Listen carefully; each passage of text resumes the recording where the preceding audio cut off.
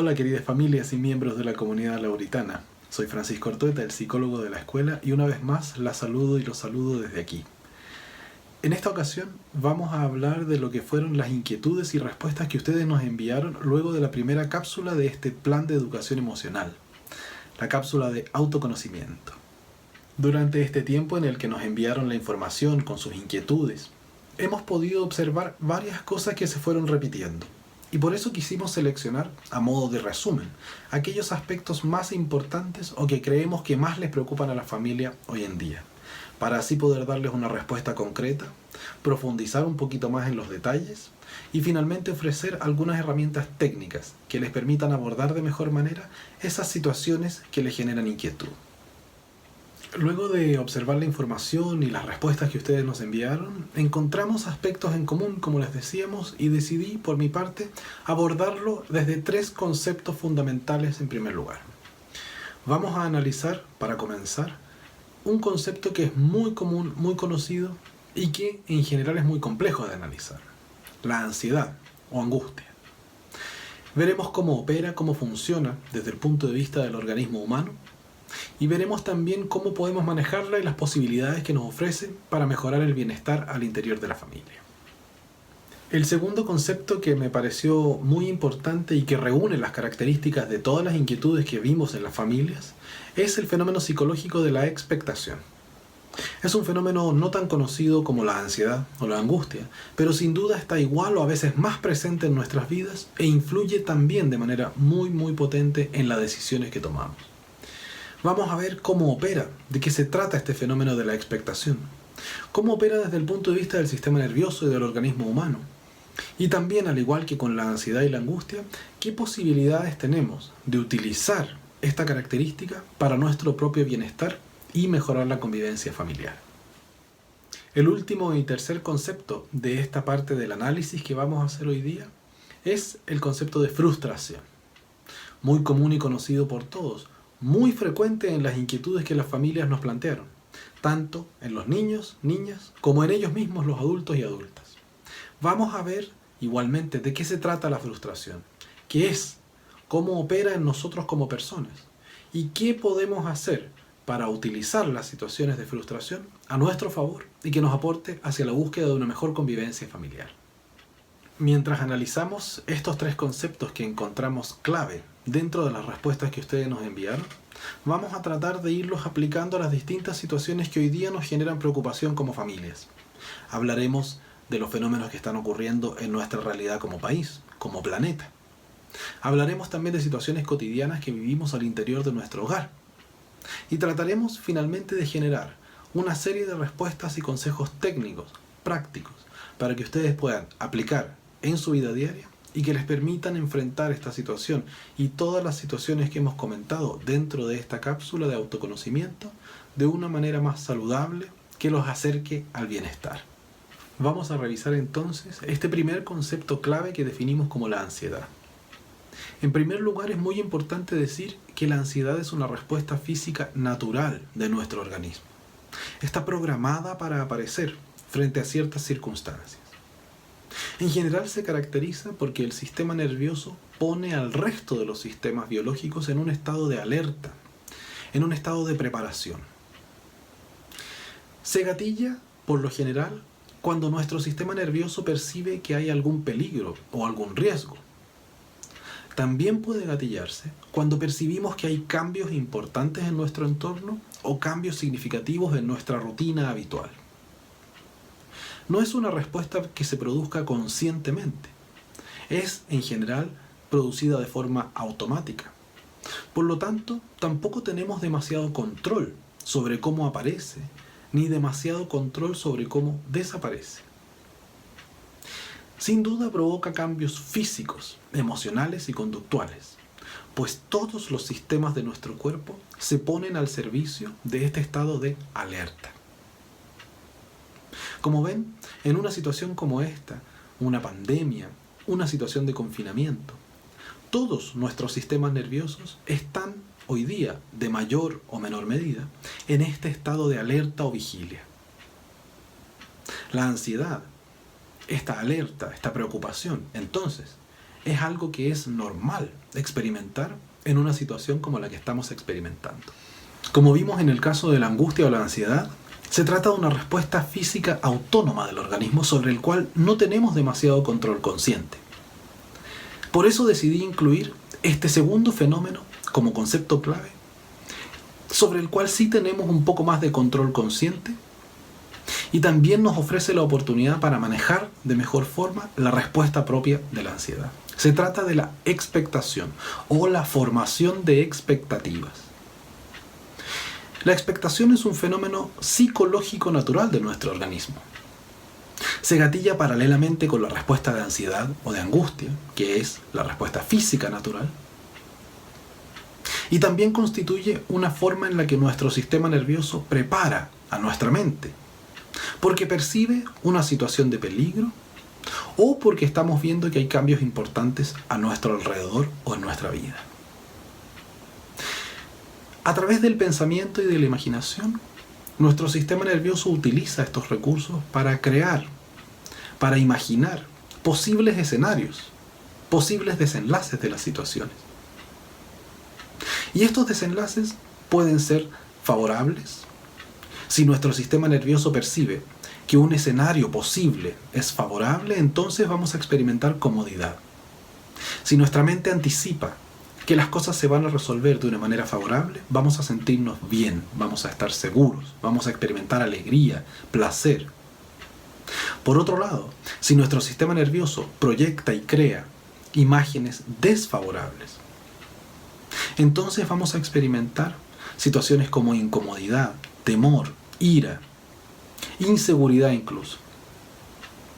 Sobre estas dos posibilidades, proyectar futuros favorables o no favorables, tenemos un poco más de control consciente. Tenemos la posibilidad de fijarnos en ideas que nos lleven hacia escenarios favorables. Tenemos la posibilidad de escoger, pensar que las cosas van a salir bien. Y esa es una herramienta que podemos utilizar a la hora de experimentar un estado emocional de ansiedad o de preocupación. Escoger pensar, escoger imaginar los posibles resultados favorables y no tratar de fijarnos únicamente en las situaciones desfavorables. En el caso de la expectación, por ejemplo, preguntaban ¿cómo manejar la ansiedad frente a esta situación de desconfinamiento que nos enfrenta a la posibilidad de retornar a la escuela o de retornar a nuestros trabajos? En primer lugar, es importante conocer, ¿no es cierto?, cuáles son las expectativas que estamos viendo al respecto. ¿Cómo estamos imaginando que puede ser? ¿Estamos imaginando que va a ser todo desfavorable? ¿Estamos imaginando las peores situaciones? Si es así, nuestro cuerpo se va a preparar para ello y nos vamos a sentir incómodos, inseguros y vamos a temer.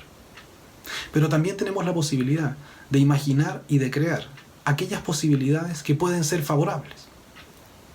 También tenemos la posibilidad de escoger, pensar e imaginar que las cosas pueden salir bien, que vamos a ser capaces de resolver las situaciones de una buena manera. Y si logramos hacer eso, nuestro cuerpo y nuestro organismo se va a alinear y se va a preparar para ese escenario favorable.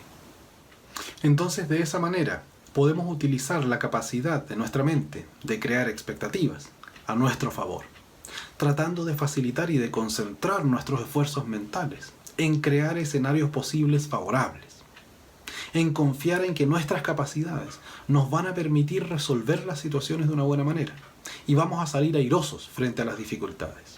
Eso pone a nuestro cuerpo en una disposición a buscar soluciones.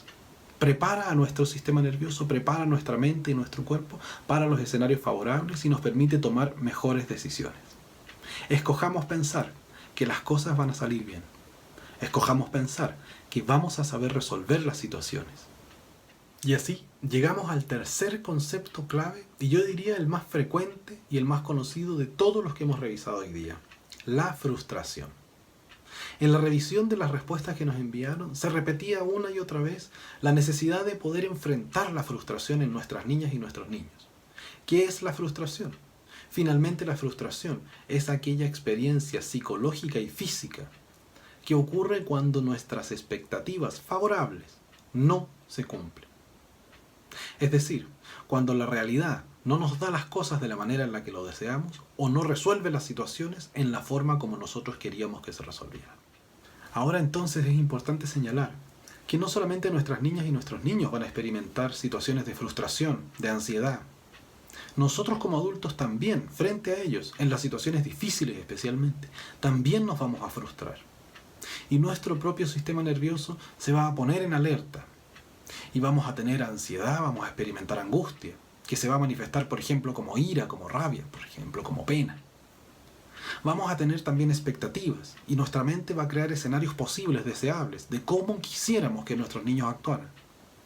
Y vamos a experimentar la frustración cuando esos escenarios que vimos, cuando eso que imaginamos que iba a pasar, no ocurre. Para ello entonces, a continuación les voy a dejar una serie de consejos y herramientas técnicas que les van a permitir trabajar el tema de la frustración, la creación de expectativas y finalmente la ansiedad de una manera más saludable con todos sus seres queridos en la casa. Ahora entonces vamos a empezar a revisar qué herramientas podemos practicar en el hogar para favorecer la convivencia y enfrentar las frustraciones de una manera más saludable. En primer lugar, hay que entender que existe una diferencia fundamental entre los niños y las niñas y nosotros los adultos. Una diferencia de edad, una diferencia de maduración y de experiencia, a lo menos. Por eso, mi primer consejo es que evitemos lo que yo llamo la respuesta de espejo. Como su nombre lo dice, tenemos que evitar actuar como un espejo de las reacciones, conductas y verbalizaciones de nuestras niñas y nuestros niños. En términos simples, cuando por ejemplo, a causa de la frustración, mi hija o mi hijo se enoje, yo debo evitar enojarme. Si a causa de la frustración, mi hija o mi hijo se agita, se pone inquieto, yo debo evitar agitarme. En resumen, la idea es siempre estar atento a que mi respuesta no sea igual, no sea una copia de lo que yo estoy viendo en mi niña o en mi niño. Evitemos actuar como espejos de nuestros niños en momentos de frustración. En segundo lugar, es importante recordar que cuando experimentamos frustración, sean nuestras niñas y niños o nosotros como adultos, siempre experimentamos un profundo malestar tanto físico como psicológico. Por lo tanto, en esos momentos es muy importante que, una vez que logramos no actuar como un espejo, inmediatamente hacerles saber, verbalizarles, de que entendemos cómo se sienten, de que sabemos que se sienten mal y sabemos por qué se sienten así. Es necesario en todo momento usar palabras dulces, un trato calmo, movimientos suaves, independiente de lo que nuestro niño o niña haga. Independiente del lenguaje que él utilice o del tono que ella utilice, nuestro lenguaje y nuestro tono siempre debe mostrar calma y equilibrio.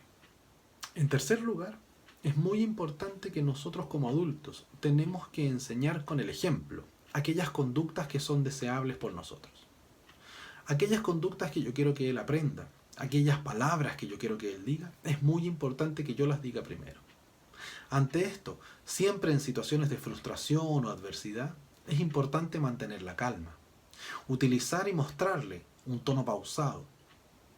Ya vimos que había que utilizar un lenguaje adecuado, con palabras dulces, independiente de lo que el niño o la niña haga. Toda la conducta y toda la emocionalidad que él o ella vea en mí, se le va a transmitir porque la aprende como una respuesta válida. Todo lo que yo diga o haga delante de él o ella es para ese cerebro una respuesta válida que hay que aprender. Tratemos de predicar con el ejemplo siempre, independiente de lo que ellos hagan. Una situación muy frecuente que enfrentamos los padres, madres y cuidadores de niños es cuando ellos hacen juegos o tienen actividades que nos parece que pueden ser perjudiciales, o cuando utilizan objetos que no queremos que utilicen. En esas situaciones que son bastante comunes, yo les recomiendo tratar de instalar un método que sea más negociador. En ese sentido, cuando yo vea que él está haciendo algo que no quiero que haga, en vez de prohibirle que lo haga, tengo que tratar de ofrecerle una alternativa que sea más atractiva. En vez de decir, no hagas esto, es importante ofrecer, ¿por qué no haces esto mejor?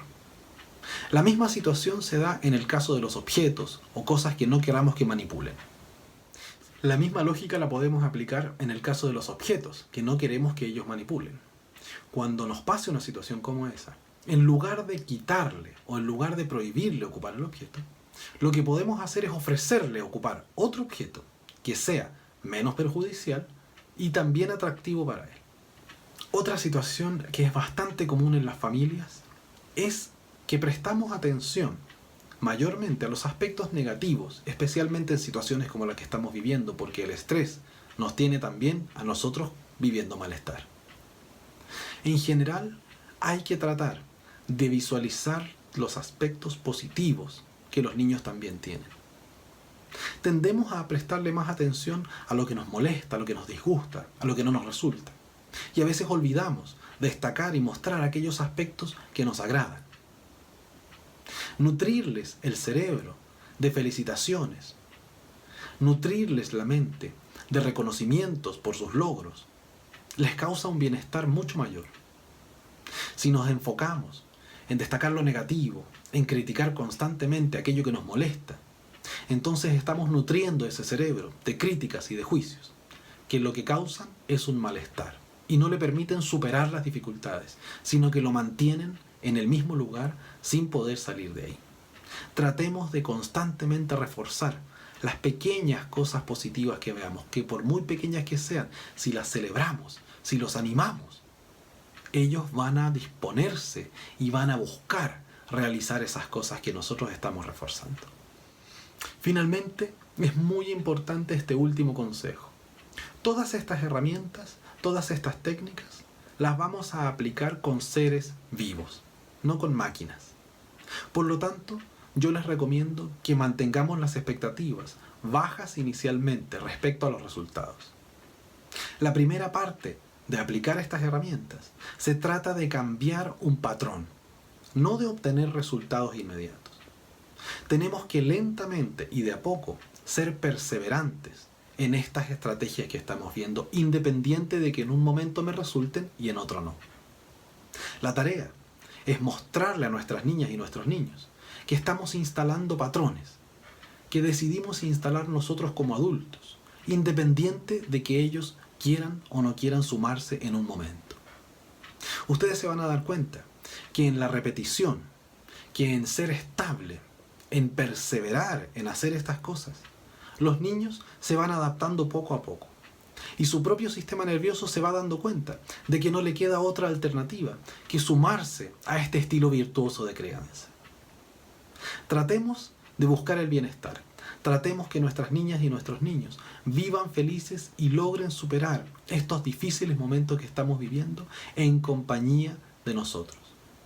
Recuerden siempre, lo que nosotros les mostremos, lo que nosotros les digamos, ellos lo van a aprender y lo van a tomar como una respuesta válida y la van a practicar en su propia vida. Les mando desde ya un gran abrazo, les agradezco mucho su tiempo. Vamos a estar pronto en contacto, nos vamos a encontrar para profundizar más acerca de estos aspectos. Desde ya los invito a comunicarse con nosotros para plantearnos inquietudes, dudas que hayan podido quedar y las ideas que tengan de temas que ustedes quieran abordar en los futuros encuentros. Nuevamente les mando un gran abrazo, me despido yo desde aquí, que tengan una muy buena jornada.